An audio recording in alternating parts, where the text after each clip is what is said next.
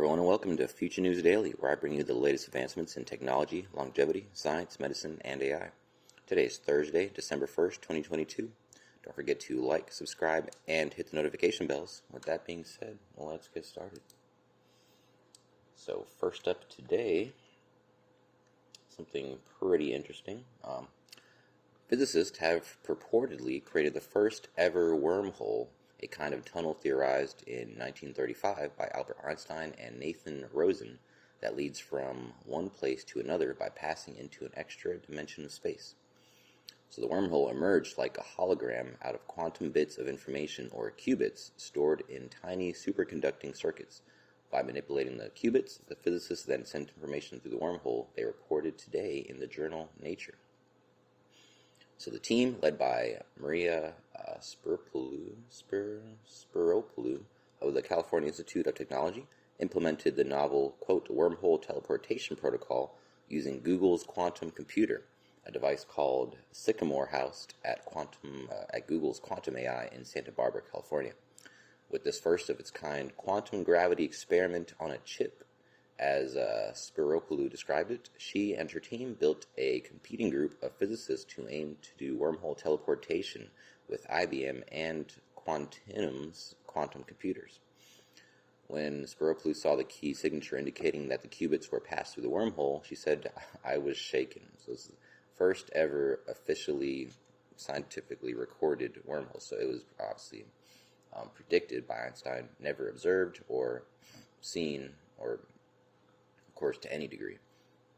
So the experiment can be seen as evidence for the holographic principle, a sweeping hypothesis about how the two pillars of fundamental physics, quantum mechanics, and general relativity fit together. Physicists have strived since the 1930s to reconcile these disjointed theories. One, a rule book for atoms and subatomic particles, and the other, Einstein's description of how matter and energy warp the space-time fabric. Of course, being general relativity. Generating gravity, excuse me. The holographic principle, ascendant since the 1990s, posits a mathematical equivalence or duality between the two frameworks. It says the bendy space-time continuum described by general relativity is really a quantum system of particles in disguise. So space-time and gravity emerge from quantum effects much as a 3D hologram projects out of a 2D pattern. So indeed, the new experiment confirms that quantum effects of the type that we can control in a quantum computer can give rise to a phenomenon that we expect to see in relativity, which is a wormhole. So I guess this is kind of the first time that you're seeing a sort of bridge between the two disjointed theories of, matter physics. So that's very interesting to see. The evolving system of qubits in the Sycamore chip has this really cool alternative description, said John Preskill, who's a theoretical physicist at Caltech, who is not involved in the experiment. You can think of the system in very different languages as being gravitational. So to be clear, unlike any ordinary hologram, the wormhole isn't something we can see. It's considered, quote, a filament of real space-time, according to the co-author. It's not part of the same reality that we can and the Sycamore computer inhabit. The holographic principle says that the two realities, the one with the wormhole and the one with the qubits, are alternate versions of the same physics, but how to conceptualize this kind of duality remains mysterious. So opinions will differ, again, about the fundamental implications of the result. Crucially, the holographic wormhole in the experiment consists of a different kind of space-time than the space-time of our own universe. It's debatable whether the experiment furthers the hypothesis that the space-time we inhabit is also holographic, patterned by quantum qubits. Quote, "I think it's true that the gravity in our universe is emergent from some quantum bits, in the same way that this little baby one-dimensional wormhole is emergent from the Sycamore chip. So, of course, we don't know that for sure. We're trying to understand it." So, positing, I suppose, that gravity itself is emergent of, some underlying quantum law, I believe. So that, I guess, sort of saying that's the base level of physics, and that relativity is emergent, I suppose, or effects of relativity.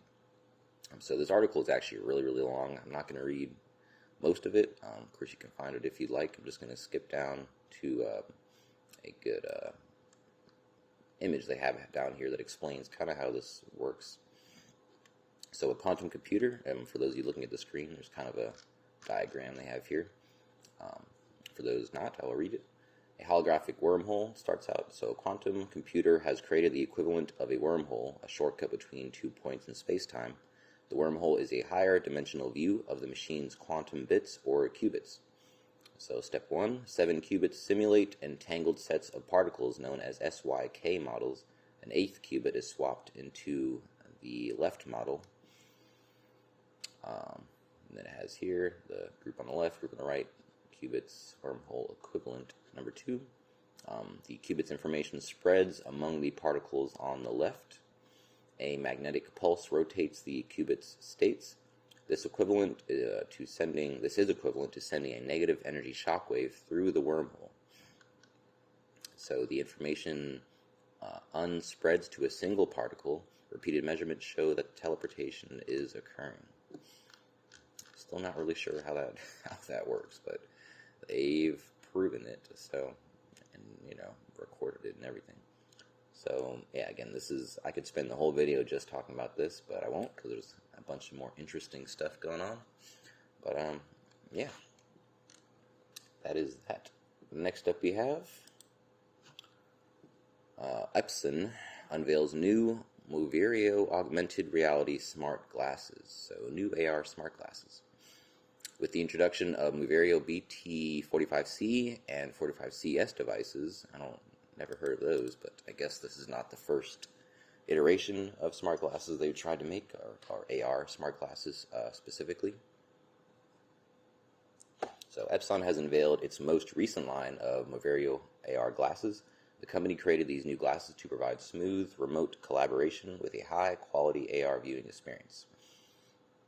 So the new models are designed explicitly for mission-critical tasks like troubleshooting, maintenance, inspection, and training. They support immersive, hands-free collaboration between on-site technicians and remote experts to help increase efficiency, improve safety, and decrease downtime. So these are commercial AR glasses, more for, I guess, engineering and things like that, not for retail consumption, it sounds like. There's a quote down here. Field service is undergoing a transformation, with many businesses shifting to remote assistance and adopting immersive AR technology to help enhance work efficiency, save costs, and improve workplace safety, said Nathan Chang, Associate Product Manager, AR at Epson America, Inc. So, they're equipped with brand new SI OLED technology, a binocular see-through full HD display with 34-degree field of view, and a proprietary optical engine to incorporate digital content with the outside world effectively. I'm curious what these actually look like. So they tether to several Android or Windows host devices with USB-C interface, pretty standard. For maximum convenience of use while working, the Wormhole BT45CS devices combined with a headset and an intelligent controller. Okay. So it also has a 13 megapixel camera, touchscreen interface, variety of connecting possibilities. Okay, so this is a industrial use.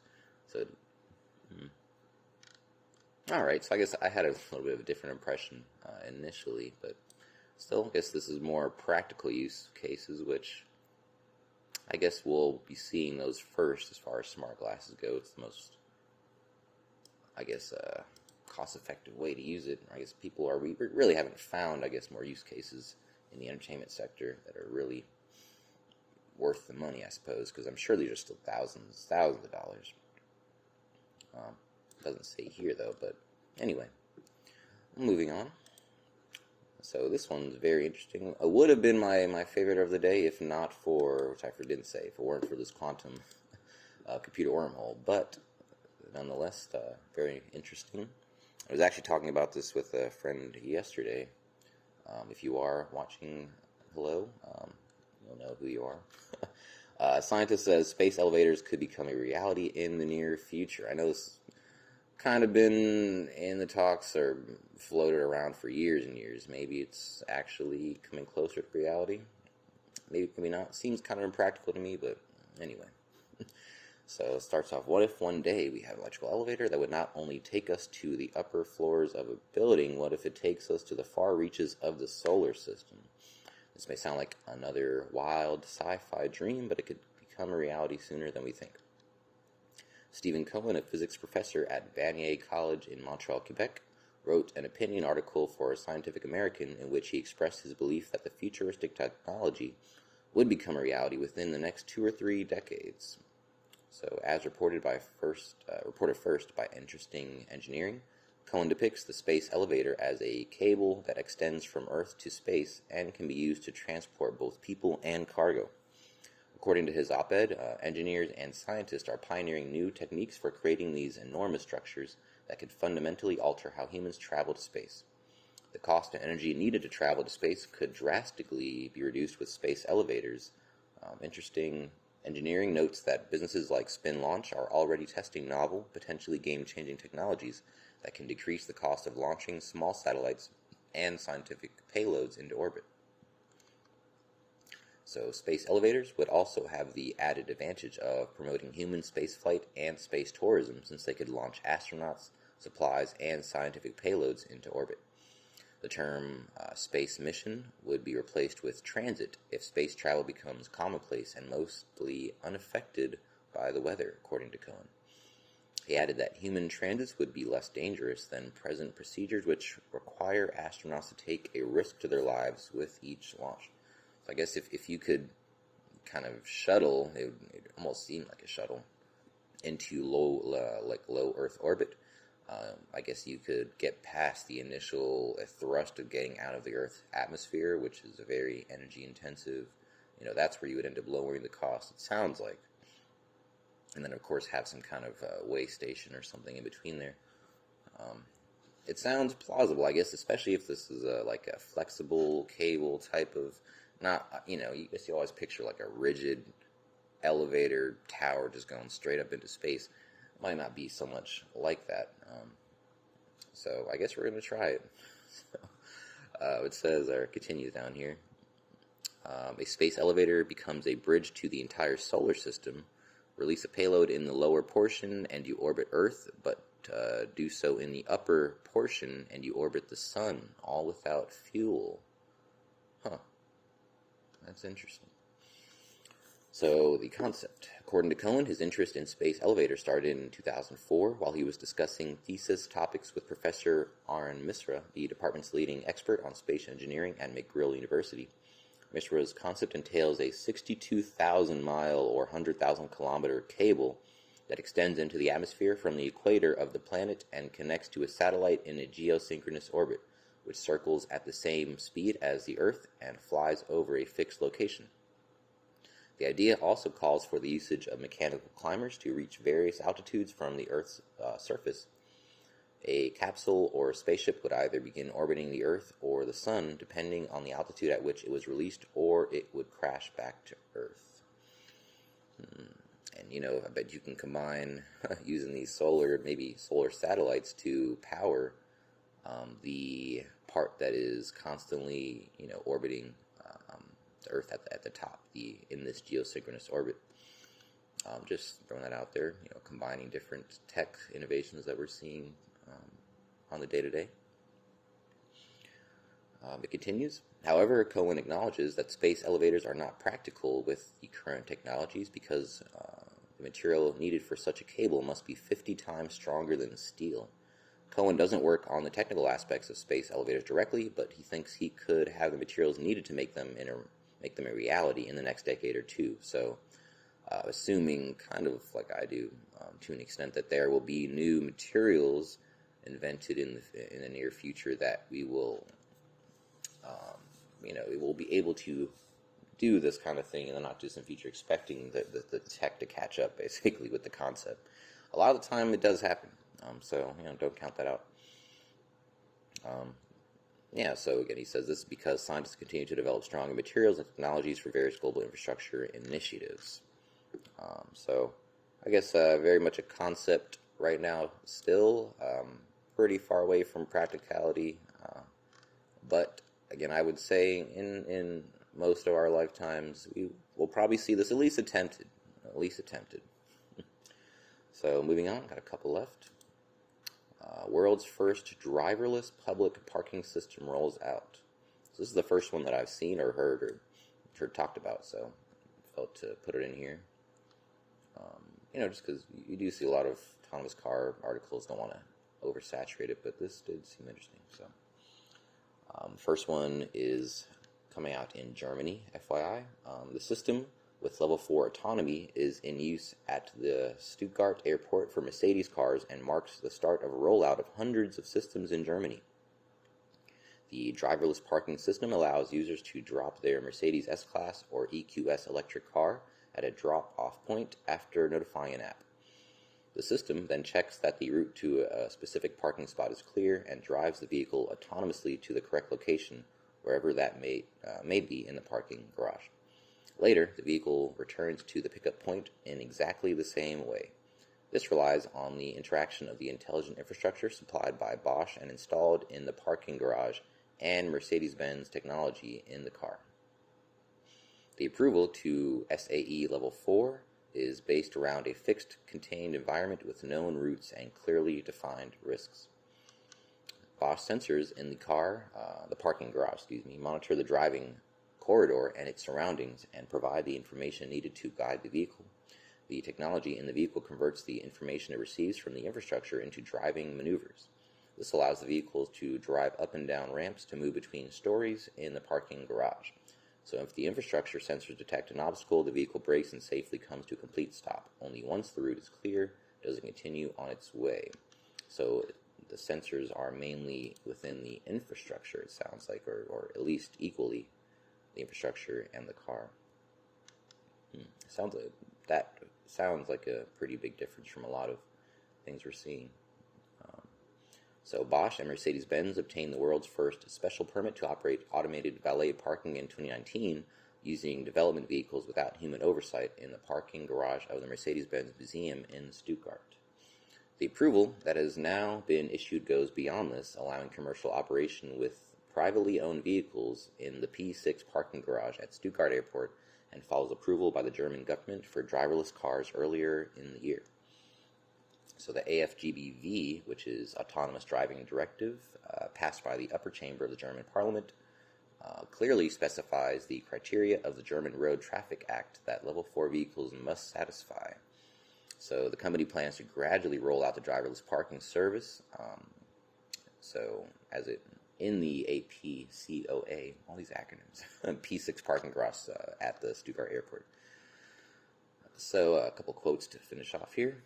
The world's first approval for customer use of our highly automated and driverless parking function, developed together with our technology partner Bosch, shows that innovation leadership and made in Germany go hand in hand, says Mark Schaefer, member of the board of management, etc., etc.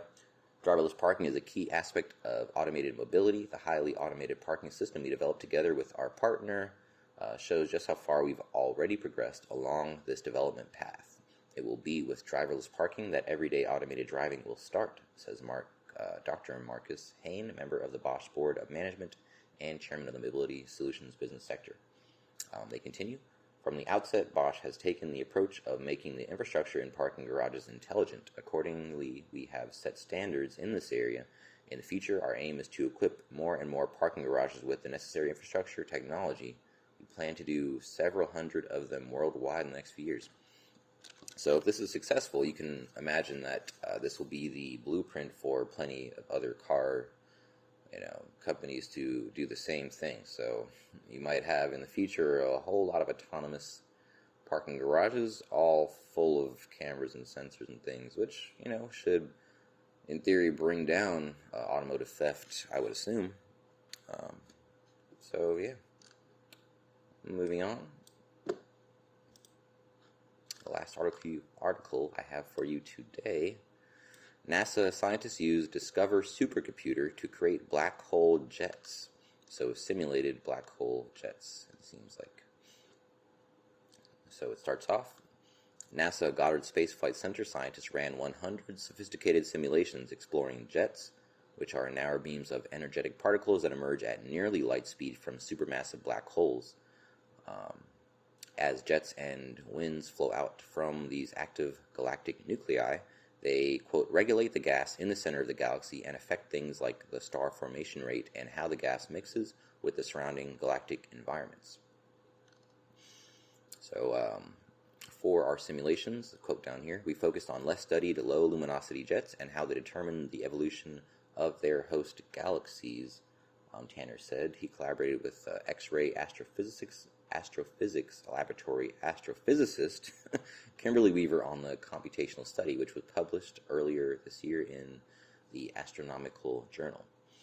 So I'm trying to figure out the reasoning behind this. So the observational evidence for jets and other AGN outflows, so I guess it's to more solidify the existence of these things. Well, I'm pretty sure we observed them already. Observational evidence for jets and other AGN outflows first came from radio telescopes and later NASA and European Space Agency X-ray telescopes.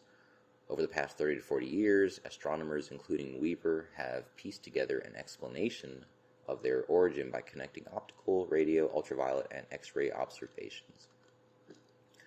Quote, high luminosity jets are easier to find because they create massive structures that can be seen in radio observations. Low luminosity jets are challenging to study observationally, so the astronomy community does not understand them as well. So perhaps this is to understand more low luminosity jets. That's what it seems.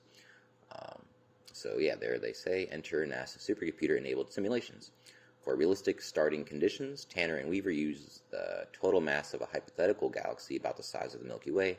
For the gas distribution and other AGN properties, they looked to spiral galaxies, such as, they have 3 examples here.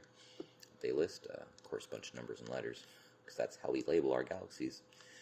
Tanner modified the Athena astrophysical hydrodynamics code to explore the impacts of the jets and gas on each other across 26,000 light years of space, about half the radius of the Milky Way. From the full set of 100 simulations, the team selected 19, which consumed 800,000 core hours of the NCCS Discover supercomputer. Being able to use NASA supercomputing resources allowed us to explore a much larger parameter space than if we had to use more modest resources, which led to uncovering important relationships that we could not discover with a more limited scope. Okay, so it continues down here. So simulations uncovered 2 major properties of low luminosity jets. They interact with their host galaxy much more than high luminosity, which sounds contrary to what you would assume. They also both affect and are affected by the interstellar medium within the galaxy, leading to a greater variety of shapes than high luminosity jets. So, impact. These simulations demonstrate their interactions between jets and their host galaxies, can explain regions of optical and X-ray emissions, as well as a variety of gas motions observed in some active galactic nuclei. They finish off with a quote here. Quote, we have demonstrated the method by which the AGN impacts its galaxy and creates the physical features such as shocks in the interstellar medium that we have observed for about 30 years. Weaver said, that quote, and it continues, these results compare well with optical and X-ray observations. I was surprised at how well the theory matches observations with and addresses long-standing questions I have about AGN. Again, that's active galactic nuclei that I studied as a graduate student. So it's very interesting to see, not just, but, by using these simulations of supercomputers, we can understand things that, observations have been alluring to or leading to for decades. I said for the past 30 years down here. And we can actually learn new things, with the help of these supercomputers, things that, maybe we would have found out eventually or may not, but would have taken years, maybe more decades of observational data. So, yeah, very interesting. That is the last article I have for you today, so don't forget, this video is for educational purposes only. I will never recommend any investments, solicit your time or money, attempt to contact you on any other platform, or own any rights to the information within this content. And with that being said, Thanks for tuning in. I'll see you in the next one.